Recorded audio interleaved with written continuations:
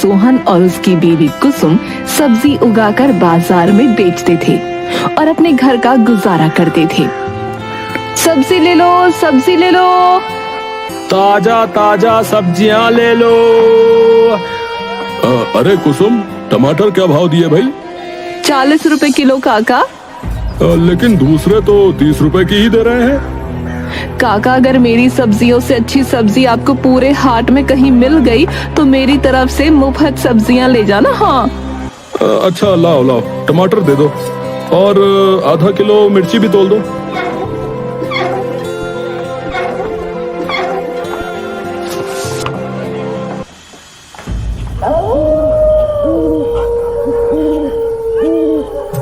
सोहन और कुसुम दोनों रात को घर पर आते हैं। कुसुम खुश होते हुए पैसे गिन रही थी। अरे क्या हुआ, आज तो बहुत खुश लग रहे हो। अरे खुश क्यों ना हूँ माँ जी, आज तो सब्जियाँ अच्छी बिक गईं। वो तो भला हो रतन सेठ का, जिन्होंने अपने कुएं में से पानी लेने के लिए हाँ कर दी, नहीं तो हमारा कुआं तो सूखा ही पड़ा है। हाँ कुसुम, अब क्या करें, जैसी जिसकी किस्मत।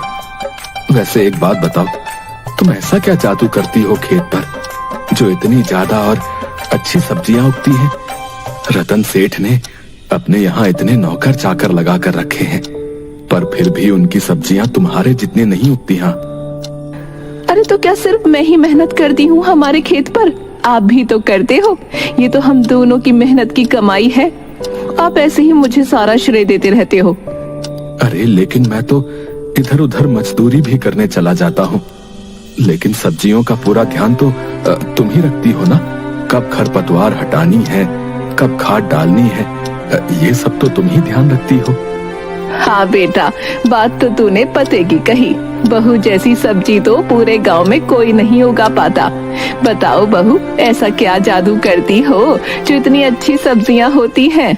वो मैं क्या जानूं। अब बातें बंद करो और चलो मैं खाना लगा देती हूँ और माँ को भी खिला देती हूँ। सोहन की माँ पिछले 5 साल से लकवे की वजह से बिस्तर में पड़ी रहती थी। सब कुछ बहुत अच्छे से चल रहा था।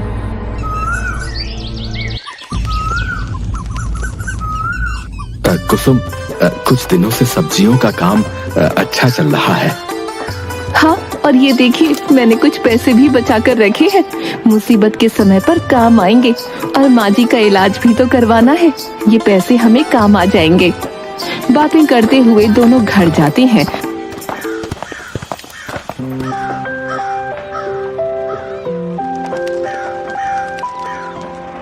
तो हैरान हो जाते हैं क्योंकि कौशल्या खून की उल्टियां कर रही थी।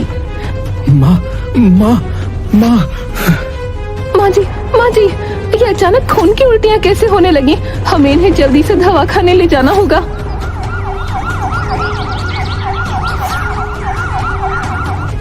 डॉक्टर साहब, देखिए हमारी माँ को क्या हुआ है। सिस्टर, इन्हें इमरजेंसी वार्ड में लेकर चलिए।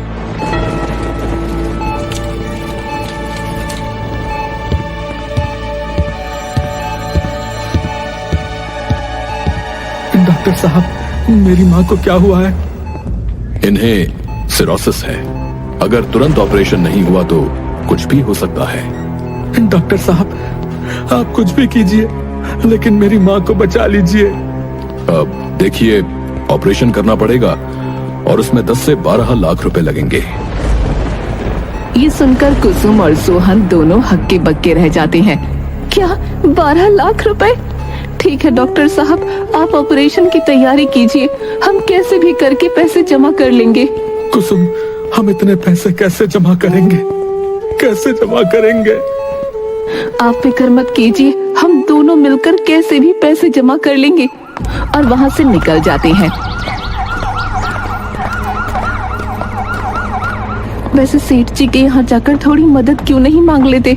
हमें जल्द से जल्द माँ जी के ऑपरेशन के लिए पैसे जमा करने होंगे। हाँ, तुम ठीक कहती हो। मैं सेठ जी के यहाँ जाकर मदद मांगता हूँ। सोहन रतन के यहाँ पहुँचता है। अरे सोहन, क्या हुआ? परेशान लग रहे हो?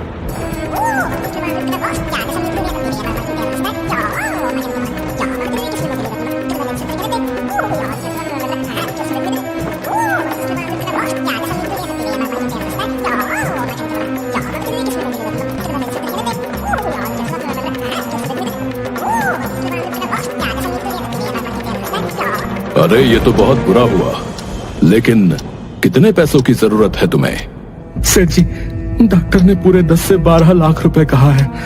आप मेरी मदद कर दीजिए, मैं थोड़े थोड़े करके आपके पैसे लौटा दूंगा सेठ जी। सोहन और रतन की सारी बात उसकी पत्नी मीना सुन रही थी। अजी सुनिए। जरा रुकना, मैं आया।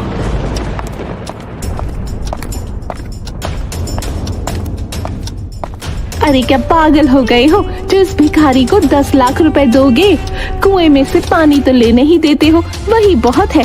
इनके खुद के खाने के तो पैसे हैं नहीं, और ये हमें कहाँ से लौटा देंगे? अगर पैसे न लौटाए तो हमारे 10 लाख रुपए तो डूब ही जाएंगे। मीना की सारी बात बाहर तक सुनाई दे रही थी। सोहन थोड़ा उदास हो जाता है, लेकिन फिर भी वो वहाँ खड़ा रहता है।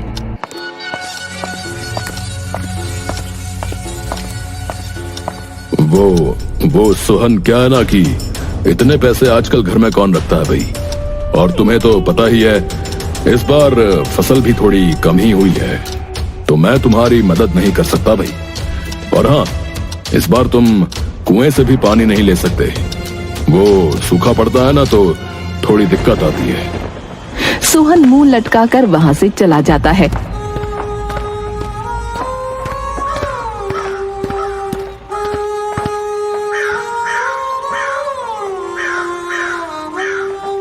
क्या हुआ?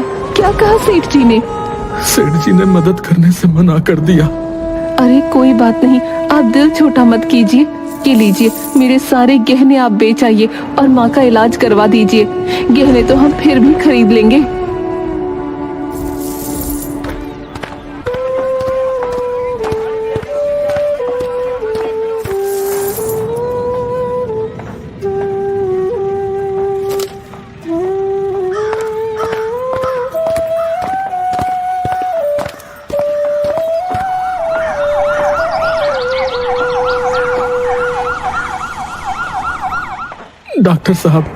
डॉक्टर साहब ये लीजिए, अभी तो इतने ही पैसे हैं, आप ऑपरेशन चालू कीजिए, बाकी के पैसे हम 1-2 दिन में जमा कर देंगे डॉक्टर साहब। ऑपरेशन तो हम शुरू कर देंगे, लेकिन आपकी माँ आपको बुला रही थी, पहले आप उनसे मिल लीजिए। सोहन और कुसुम दोनों कौशल्या के पास जाते हैं।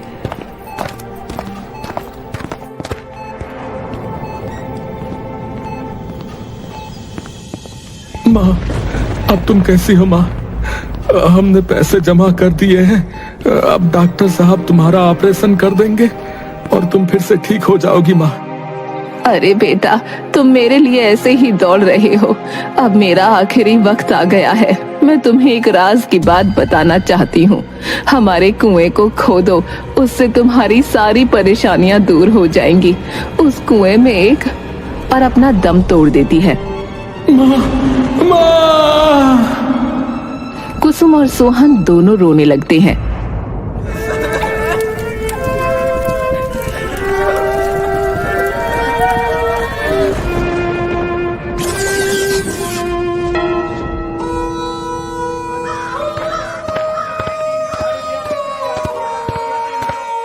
जब से माँ हमें छोड़कर गई है, तब से कुछ अच्छा ही नहीं लगता।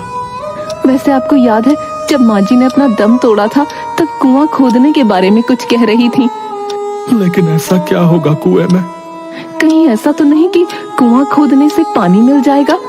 हाँ, हो सकता है कि कुआं खोदने पर हमें पानी मिल जाए, और इसीलिए माँ ने कहा था कि हमारी सारी परेशानियां दूर हो जाएंगी। हम उसे और ज्यादा भी खोदेंगे, कभी ना कभी तो उसमें से पानी आएगा ही। ठीक है, एक बार कोशिश कर लेते हैं।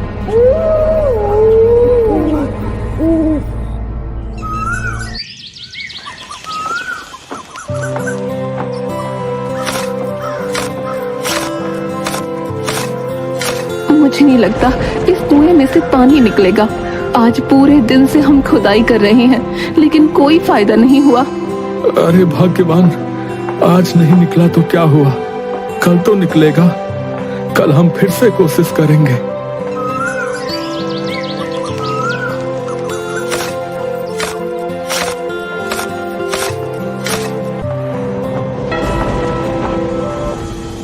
अजी 3 दिन हो गए हैं, लेकिन कुएं में से एक बूंद पानी ना निकला और मेरी सारी सब्जियां भी खराब हो गई हैं। अब बस मैं और नहीं कर सकती। अरे पगली, तुमने सुना नहीं, कोशिश करने वालों की जो है कभी हार नहीं होती। थोड़ा और खोद लेते हैं, क्या पता पानी निकल ही आए। कुसुम सोहन के कहने पर और भी खोदने लगती है। इस बार जैसे ही सोहन कुदाल से खोद लगाता है, वैसे ही उसकी कुदाल से कुछ बजने की आवाज आती है। अरे ये कैसी आवाज थी? दोनों मिलकर उस जगह को साफ करते हैं तो उन्हें एक पत्थर पड़ा मिलता है। ये तो एक पत्थर है। दोनों उस पत्थर को हटाते हैं तो उसमें से एक रास्ता निकलता है। ये तो बड़े अचंभे की बात है, हमारे कुएं में सुरंग। हाँ, इस बात से तो मैं भी हैरान हूँ कि हमारे कुएं में सुरंग है। चलो अंदर चलकर देखते हैं। कुसुम, बड़ी अजीब बात है ना, ये सुरंग इतना अंदर है लेकिन फिर भी इसमें इतना उजाला है। दोनों रोशनी का पीछा करते हुए आगे बढ़ते हैं। तभी दोनों को एक आवाज सुनाई देती है। कौन कौन है? सोहन और कुसुम दोनों एक दूसरे की तरफ देखते हैं। तभी दोनों देखते हैं कि सामने एक बूढ़ा बौना खड़ा है। कौन हो तुम दोनों और यहाँ तक कैसे पहुँचे?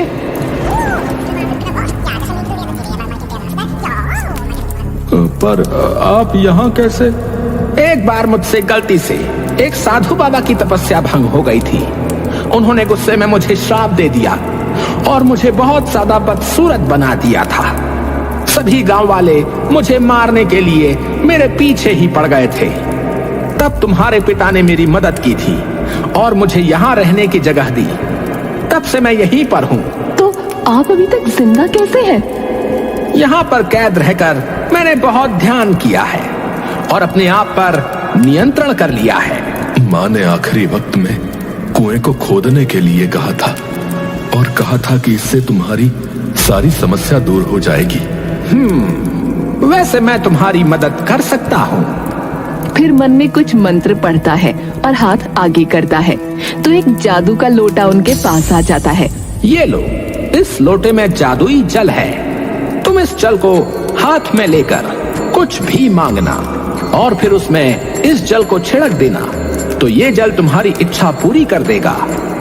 हाँ, लेकिन याद रखना, लालच में कोई चीज मत मांगना, क्योंकि अगर लालच में आकर तुम कुछ भी चीज मांगोगे तो उसका हमेशा उल्टा ही परिणाम होगा। और फिर बौना वहाँ से गायब हो जाता है। एक तो कुएं के अंदर सुरंग, ऊपर से उसमें बौना, वो भी न जाने कब से इसमें कैद था। मुझे तो ये सब बहुत अजीब लग रहा है। वो सब तो ठीक है, लेकिन अभी यहाँ से बाहर चलो। चलो। दोनों कुएं से बाहर निकलते हैं। वैसे क्या ये पानी सच में जादुई है? एक काम करते हैं, हम एक बार इस पानी को छिड़क कर देख लेते हैं। हाँ, तुम सही कह रही हो कुसुम। हे जादुई जल, हमारे कुएं को पानी से भर दो। और छींटा देते हैं। देखते ही देखते कुआं पूरा पानी से भर जाता है। कुसुम और सोहन दोनों देखकर बहुत ही हैरान हो जाते हैं। अरे, ये कुआं तो सच में भर गया। हाँ, सच में, सच में। तो क्या ये हमारी सूखी हुई सब्जियों को भी फिर से ताजी बना सकता है?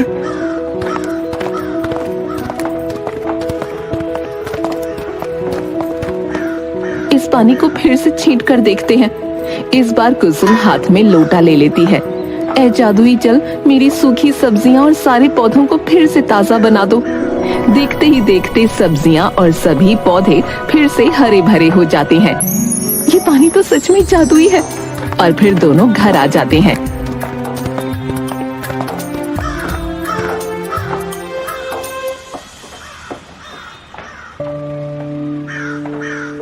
वाह वाह, ये तो कमाल हो गया। ये सब इस जादुई जल की वजह से ही हुआ है। आज तो हमें एक ही दिन में कितनी सारी खुशखबरियां मिल गई। आज का दिन तो सच में बहुत अच्छा है।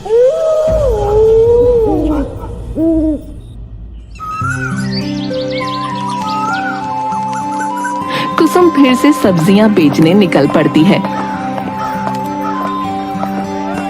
रतन के 2 आदमी जो कि गांव में सब्जियों का ठेला लगाए हुए बैठे थे, अरे ये कुसुम फिर से आ गई। इसे तो सेठ जी ने जो है पानी देने से मना कर दिया था ना। अरे भाई, सुना है कि दोनों पति पत्नी ने मिलकर जो है कुआं फिर से खोदा और उस कुएं में से पानी निकल आया भैया। पर इसकी सब्जियां तो सारी खराब हो गई थी ना। पता नहीं भाई, भगवान जाने ये कैसे सब्जी उगाती है जो अकेले ही इतनी अच्छी सब्जियां उगा लेती है।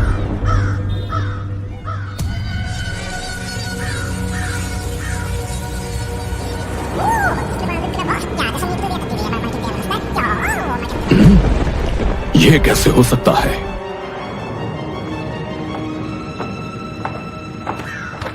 रतन जब खेत पर जाता है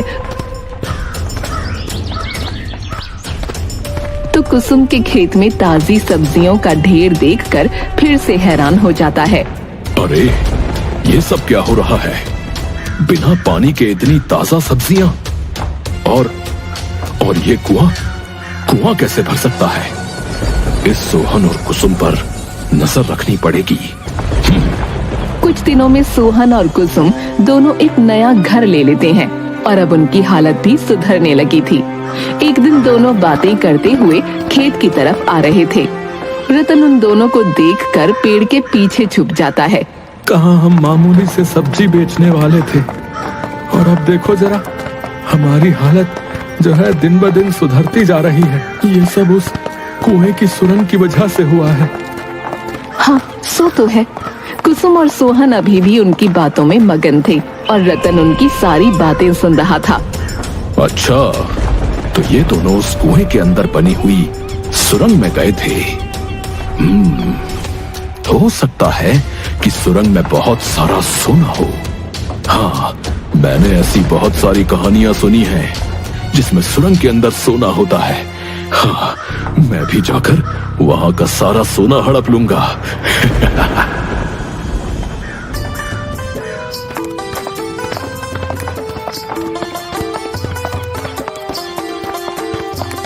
हाँ, अब मैं इस कुएं के अंदर जाकर सुरंग से सारा सोना ले आऊंगा। रतन कुएं का सारा पानी खाली कर लेता है और मौका पाकर कुएं के अंदर उस सुरंग में चला जाता है। यहाँ तो कुछ भी नहीं है, लेकिन वो दोनों अमीर कैसे बन सकते हैं? कौन है यहाँ पर? अच्छा, तो इस पौने ने उन दोनों को बहुत सारे पैसे दे दिए होंगे। मैं भी इस पौने से पैसे मांगूंगा। कौन हो तुम? मैं रतन। क्यों आए हो यहाँ पर? और तुम्हें यहाँ आने का रास्ता किसने बताया? उससे तुम्हें क्या, मुझे भी सोना दे दो। मुझे पता है कि कुसुम और सोहन दोनों तुम्हारी ही वजह से अमीर बने हैं। अच्छा, तो ये सिर्फ सोहन और कुसुम को देखकर यहाँ आया है। इसका मतलब ये बहुत ही लालची इंसान है और भविष्य में उन दोनों को नुकसान भी पहुंचा सकता है। मुझे इसे मजा चखाना पड़ेगा। ए बोने, तू मुझे सोना देता है या नहीं? अच्छा, तो तू उस चरण दास का बेटा है। उसने मुझे यहाँ रहने के लिए मजबूर किया था। आज मैं तुझसे उस चरण दास का भी बदला लेकर रहूंगा। बौना कुछ मंत्र पढ़कर दोनों हाथों को आगे बढ़ाता है। उसके साथ साथ रतन भी हवा में उड़ जाता है। अरे अरे अरे, ये क्या कर रहे हो तुम? अरे अरे अरे, मुझे नीचे उतारो। अरे मुझे नीचे उतारो भाई। तुम्हारे पिता ने मुझे यहाँ रहने के लिए मजबूर किया था और तुम भी लालच की वजह से यहाँ पर आए हो और कुसुम और सोहन को नुकसान पहुंचा सकते हो। मैं तुम्हें ऐसे नहीं छोड़ सकता। अरे अरे, मुझे छोड़ दो। मैं कहता हूँ मुझे छोड़ दो, छोड़ दो। फिर बौना दोनों हाथों को एकदम से नीचे करता है, जिससे रतन अचानक गिर जाता है। मैं तुम्हें छोड़ूंगा नहीं। मैं तुम्हें छोड़ूंगा नहीं। और बौने की तरफ दौड़ने लगता है। मैं तुम्हें छोड़ूंगा नहीं।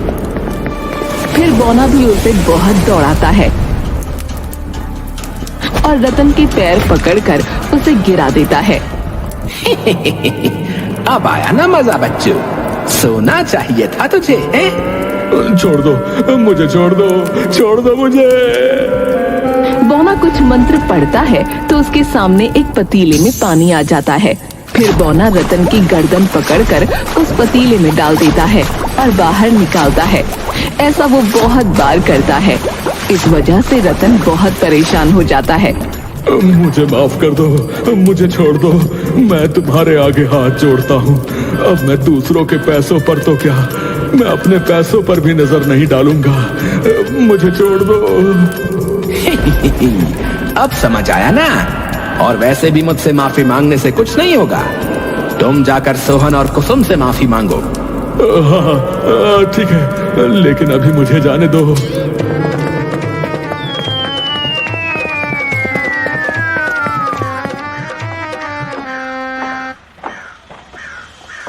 अरे सेठ जी, ये आपकी हालत किसने की?